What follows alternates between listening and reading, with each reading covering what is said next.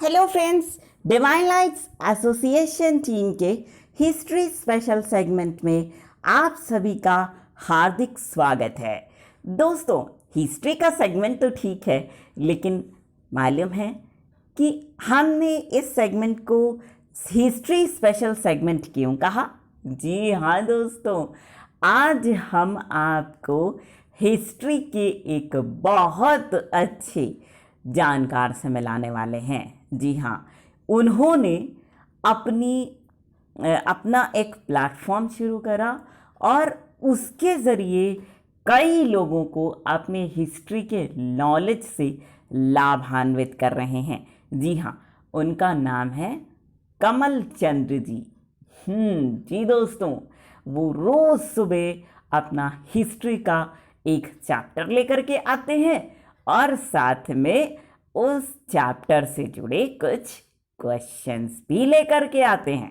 हाँ, तो और आप तो जानते ही हैं कि हिस्ट्री का जो सब्जेक्ट होता है वो यूपीएससी के लिहाज से कितना इम्पॉर्टेंट होता है।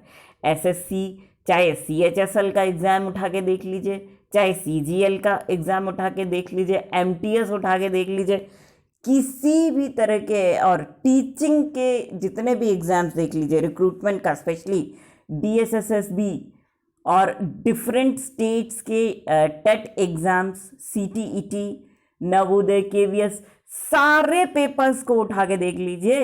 हिस्ट्री बहुत इंपॉर्टेंट सेगमेंट आता है उस पेपर में। जी हाँ दोस्तों, तो हिस्ट्री को तो ऐसे छोड़ा नहीं जा सकता और ऐसे में हमारे लिए बहुत आवश्यक हो जाता है कि हम हिस्ट्री की एक एक चीज़ को कवर कर लें। तो चलिए दोस्तों, इसी कड़ी में हम शुरू करते हैं कमल चंद्र जी की ये क्लास। तो चलिए मिलते हैं कमल चंद्र जी से। हम फिर मिलेंगे आपसे अपने नेक्स्ट सेगमेंट के लिए।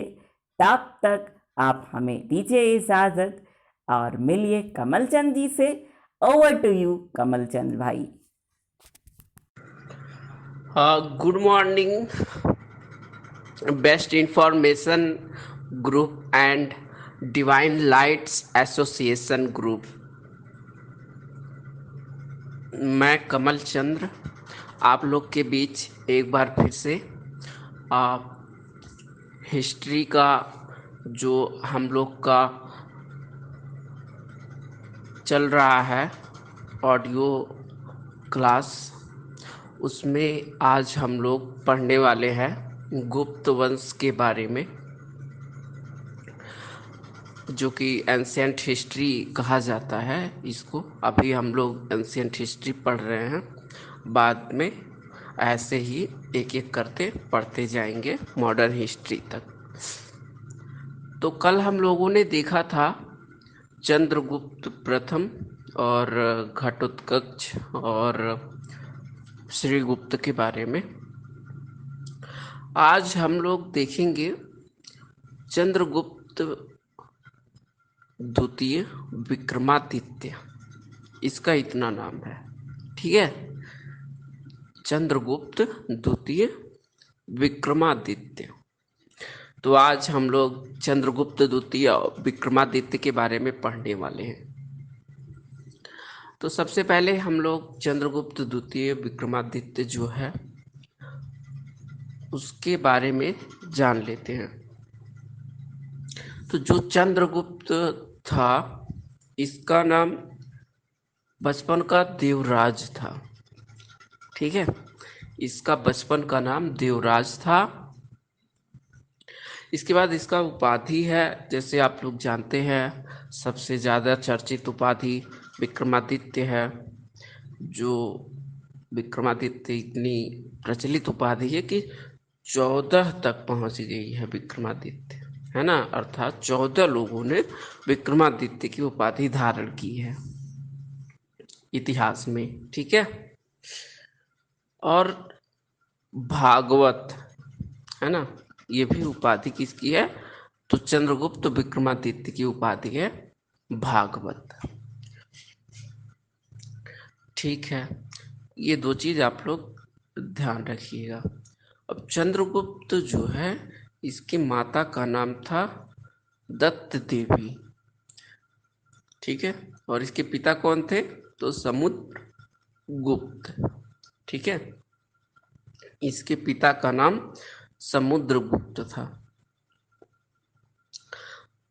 उसके बाद में हम लोग देखते हैं कि जो समुद्रगुप्त था उसका एक बड़ा पुत्र था, ऐसा हम लोग को देखने को मिलता है, जिसका नाम था रामगुप्त। जिसका नाम क्या था? तो रामगुप्त। ठीक है, तो रामगुप्त जो शासक था वो बहुत ही कमजोर शासक था, है ना, निर्बल था, है ना, तो वो अच्छे से शासन नहीं कर पाया था। समुद्रगुप्त बहुत शक्तिशाली शासक था, है ना, उसने कभी युद्ध नहीं हारा था। हाँ, भारत का नेपोलियन उसे कहा जाता था। और पहली बार वी सेंट स्मिथ ने कहा था, मैंने आप लोग को कल बताया था कि वी स्मिथ, है ना, मैंने ये बताया था वी स्मिथ, तो पूरा नाम वी सेंट स्मिथ है, आप लोग क्लियर कर लीजिएगा। ठीक है, तो समुद्रगुप्त जो था वो शक्तिशाली शासक था इस वंश का। उसके बाद रामगुप्त जब शासक बनता है तो बहुत निर्बल शासक रहता है, कमजोर शासक रहता है। तो इसके टाइम में शकों का आक्रमण होता है गुप्त वंश पे।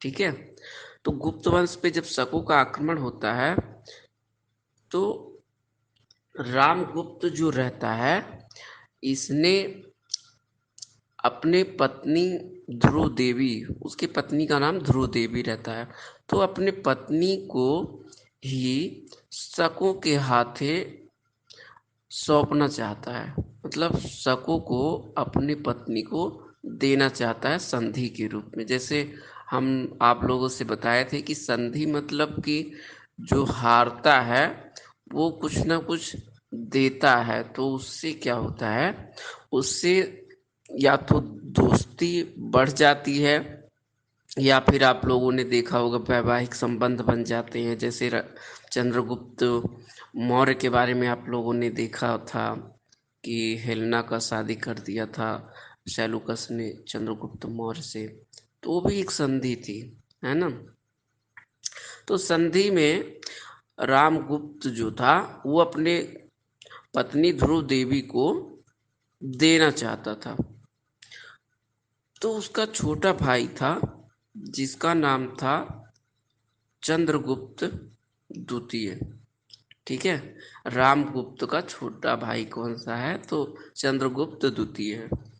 तो चंद्रगुप्त द्वितीय देखा जब ये कि हमारे भैया भाभी को शकों को हाथ में सौंपने वाले हैं और हमारे जो कुल है वो इतना महान है, तो प्रतिष्ठा पे मतलब एक छोटा सा दाग लग सकता है। तो उसने एक विचार बनाया कि वहाँ की जो राजकुमारियाँ थी, जो मतलब जो दासियाँ थी, जो ध्रुव देवी को सजा रही थी, तो वो एक प्लान बनाया चंद्रगुप्त द्वितीय ने कि हम उस डोली में बैठकर जाएंगे और वहाँ पे जाकर शकों का हत्या करेंगे। तो वो प्लान सक्सेसफुल होता है और चंद्रगुप्त द्वितीय जो रहता है वो शकों का हत्या कर देता है। और शकों का हत्या करने के बाद वो अपनी शादी भी कर लेता है ध्रुव देवी से और अपने बड़े भाई रामगुप्त की भी हत्या कर देता है। तो ऐसी एक कहानी मिलती है छोटी सी। ठीक है, तो ये जानकारी हम लोगों को कहाँ से मिलती है? ये जो कहानी मैंने बताई कि रामगुप्त था, उसका एक छोटा भाई चंद्रगुप्त द्वितीय था, उसकी पत्नी का नाम ध्रुव देवी था और शकों का हत्या करके रामगुप्त का हत्या करके ध्रुव देवी से शादी कर लिया था। तो ये कहानी हम लोग को कहाँ से मिलती है? तो 4-5 सोर्स हैं, है ना, इसको आप लोग ध्यान में रखिएगा, कभी कोई पूछे तो आप बता सकते हैं। पहला सोर्स आप लोगों ने देखा होगा कि विशाख दत्त जो हैं वो लिखे हैं देवी चंद्रगुप्तम, है ना। इसमें भी ये कहानी का उल्लेख मिलता है। दूसरा चीज है कि रामगुप्त के सिक्के मिले हैं। ये सबसे बड़ा प्रमाण है कि मान लीजिए आपके नाम के सिक्के मिल रहे हैं तो आपने शासन किया होगा, तभी आपके नाम के सिक्के मिलेंगे। तो रामगुप्त नाम के सिक्के मिलते हैं। तो कहाँ से मिलते हैं? विदिशा, जो मध्य प्रदेश में है, और उदयगिरी। ठीक है, दो जगह से रामगुप्त के सिक्के मिले हैं। इसके बाद बाण भट्ट आप लोगों ने नाम सुना होगा, जिसने हर्षचरित लिखी है। उसमें भी इस कहानी का उल्लेख मिलता है। उसके बाद राजशेखर हैं, जिसने लिखा है काव्य मीमांसा। उसमें भी ये कहानी का उल्लेख मिलता है। उसके बाद है राष्ट्रकूट राष्ट्रकूट वंश का अमोघ वर्ष। उसके संजना ताम्रपत्र से भी ये जानकारी मिलती है। ठीक है, तो इतना सोर्स काफ़ी है आप लोग को बताने के लिए, आप लोग ध्यान में रखिएगा। अब आते हैं चंद्रगुप्त द्वितीय विक्रमादित्य पे।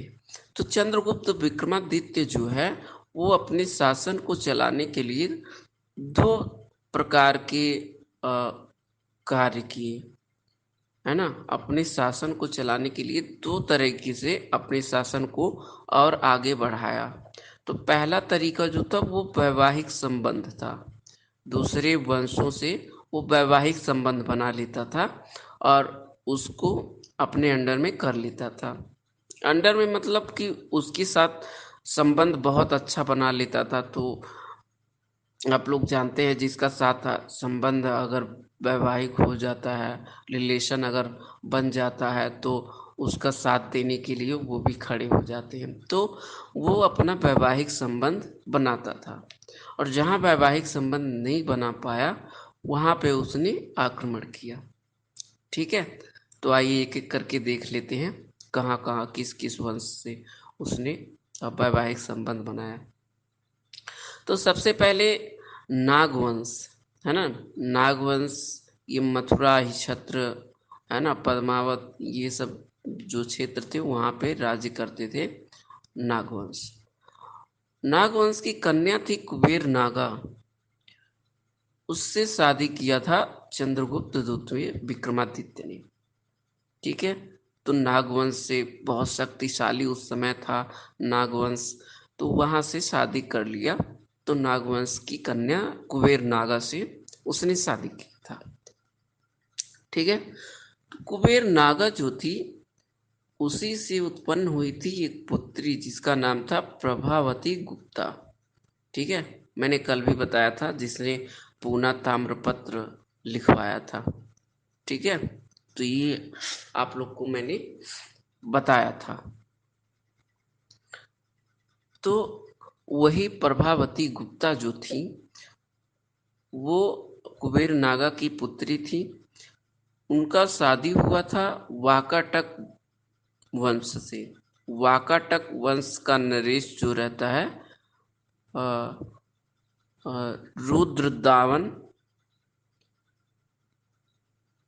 रुद्रसेन रहता है। ठीक है, रुद्रदामन नहीं, रुद्रसेन कौन रहता है? तो वाकाटक वंश का रहता है, उसका नाम रहता है रुद्रदामन सेकेंड। रुद्रदामन नहीं, रुद्रसेन। ठीक है, रुद्रदामन द्वितीय बोलिए या सेकेंड बोलिए। ठीक है, उसके बाद तीसरा जो ये वाकाटक वंश से भी शादी कर लिया, तो बहुत मतलब उस समय का राज्य बहुत अच्छा था वाकाटक, है ना।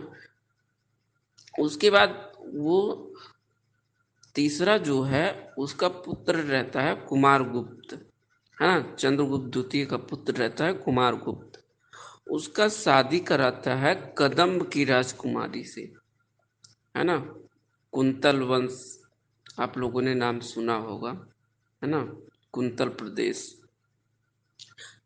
बाहुबली किसने किसने पिक्चर देखी, उसमें जो है कुंतल वंश की कुंतल प्रदेश की चर्चा की गई है ना। वहाँ पे भ्रमण करने जाता है बाहुबली, आप लोगों ने देखा होगा शायद, तो आप लोग को याद आ रहा होगा कुंतल प्रदेश। ठीक है, वहाँ का राजा रहता है काकुत्स। कौन सा राजा रहता है? काकुत्स। हो सकता है प्रोनाउंसिएशन में कुछ प्रॉब्लम हो, लेकिन आप लोग अगर काकुत्स कहीं पे आएगा तो आप लोग समझ जाएंगे। तो वहाँ का शासक रहता है कदम वंश का। तो वहाँ की राजकुमारी रहती है, उनसे शादी करा देता है कुमार गुप्त का।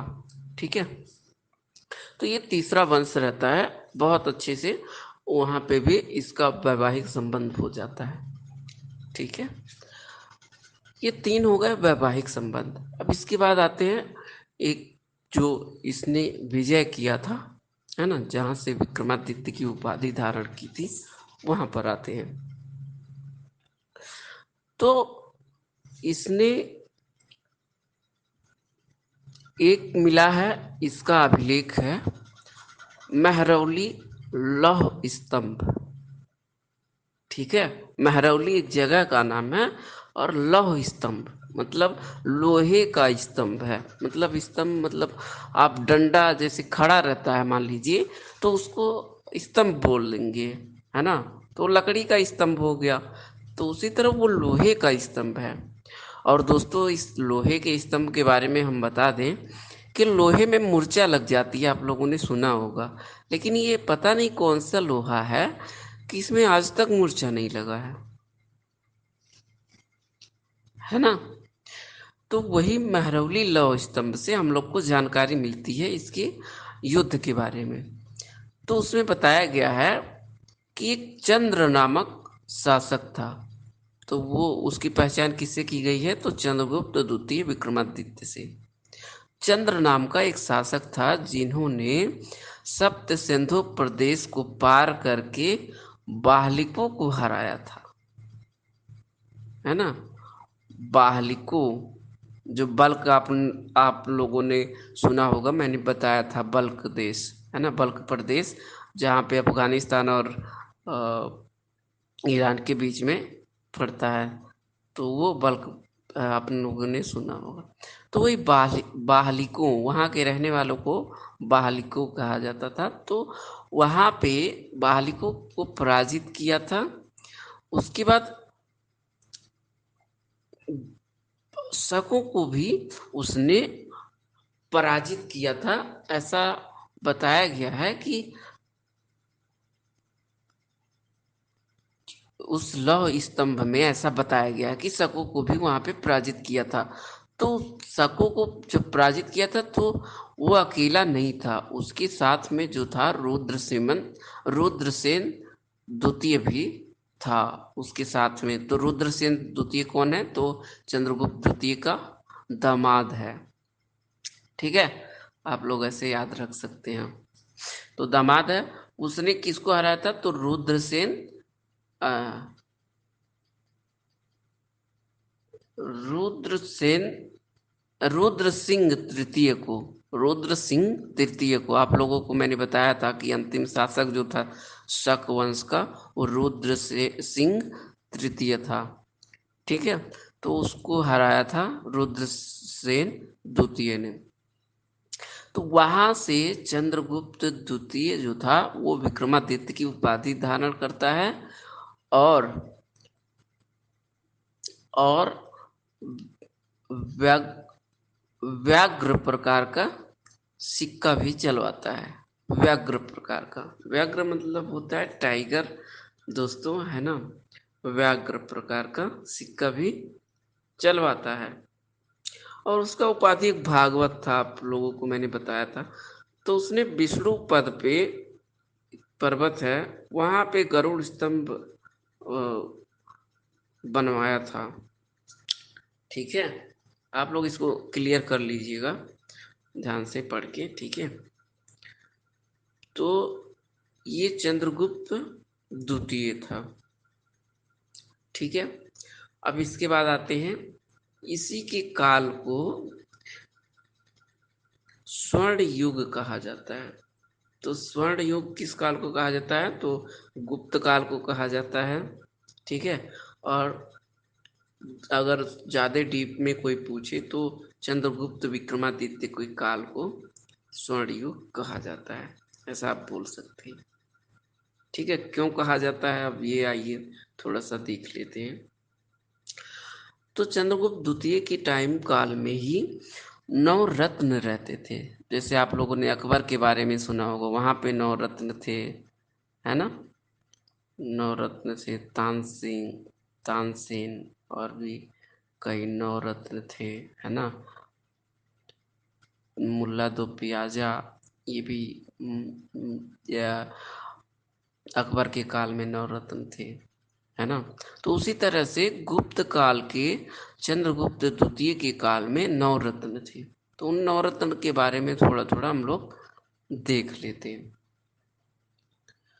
तो पहला जो था वो था छप्पड़क। छप्पड़क दोस्तों एक ज्योतिषी था। इसने ज्योतिष के बारे में बताया है। ठीक है। दूसरा था धनवंतरी। आप लोगों ने चरक संहिता सुना होगा, चरक ने, और सुश्रुत के बारे में सुना होगा, है ना। आप लोगों को मैंने ये बताया है। तो ये सब आयुर्वेद से संबंधित थे, है ना। तो उसी तरह से धनवंतरी जो था वो आयुर्वेद से संबंधित था, आयुर्वेदिक ग्रंथ लिखता था। ठीक है। तीसरा जो था वो था कालिदास, है ना। कालिदास था। तो कालिदास आप लोगों ने नाम सुना होगा। तो कालिदास की बहुत सारी पुस्तकें हैं, है ना। तो कुछ पुस्तक हैं जैसे मालविका अग्निमित्रम, मेघदूतम, ऋतु संहारम, और भी कई पुस्तकें हैं। ठीक है, तो ये याद रखिएगा।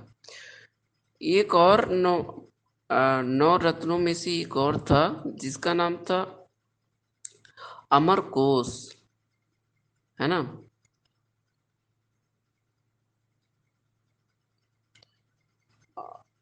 अमर कोश ही नाम था ना, हाँ अमर कोश था। ठीक है। अमर कोश ने रचना किया था शब्दकोश का। ठीक है। अमर कोश ने रचना किया था शब्दकोश का। तो वो जो पढ़ते हैं हम लोग शब्दकोश, वोकैबुलरी जिसको बोलते हैं, तो वो संस्कृत शब्दकोश था। ठीक है। वो कौन? अमर सिंह। अमर किस कोश नहीं है दोस्तों, अमर सिंह है। ठीक है, अमर सिंह नाम है। तो अमर सिंह ने रचना किया था शब्दकोश का। ठीक है। तो शब्दकोश जो है वो वोकैबुलरी है, मतलब शब्दार्थ है। एक शब्द का जो अर्थ होता है वो बताया गया है, संस्कृत का शब्दार्थ है, शब्दकोश है। ठीक है। उसके बाद एक था ब्राह्मीर। आप लोग सब लोगों ने सुना होगा, है ना। ब्राह्मीर एक खगोलीय, है ना, ज्योतिष के क्षेत्र में भी उन्होंने भी काम किया है। आप लोगों ने सुना होगा कि वो उन्होंने बताया है कि यमन मलिच्छ हैं लेकिन वो पूजने योग्य हैं। मतलब ज्योतिष की शिक्षा हम लोगों ने यमनों से सीखा है। तो वही वही हैं ब्राह्मीर। ठीक है। इसके बाद वर रुचि ने व्याकरण लिखा है दोस्तों, संस्कृत व्याकरण। ठीक है। वर रुचि। इसके बाद है शंकु, है ना। और एक नाम आप लोगों ने बैताल बैताल भट्ट, जो विक्रम बैताल भट्ट, आप लोगों ने कहानियाँ पढ़ा होगा बचपन में, तो वही बैताल भट्ट। उसके बाद अगला आखिरी है हरिसेन। तो ये 9 रत्न थे, आप लोग ध्यान में रख सकते हैं। अगर ज़्यादा नहीं तो कुछ नाम आप लोग याद रख सकते हैं, जैसे वर रुचि, ब्राह्मीर, अमर सिंह, कालिदास, धनवंतरी, ये सब बहुत सारे, बहुत विद्वान थे, कुछ बहुत बड़े बड़े थे, है ना। तो ये 9 रत्न थे।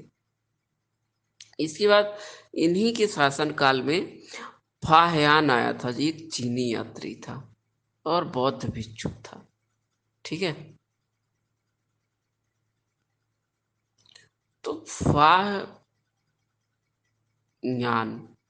ये दो शब्दों से मिलकर बना है। फाह्य मतलब धर्म और यान मतलब नहीं, यान मतलब आचार्य।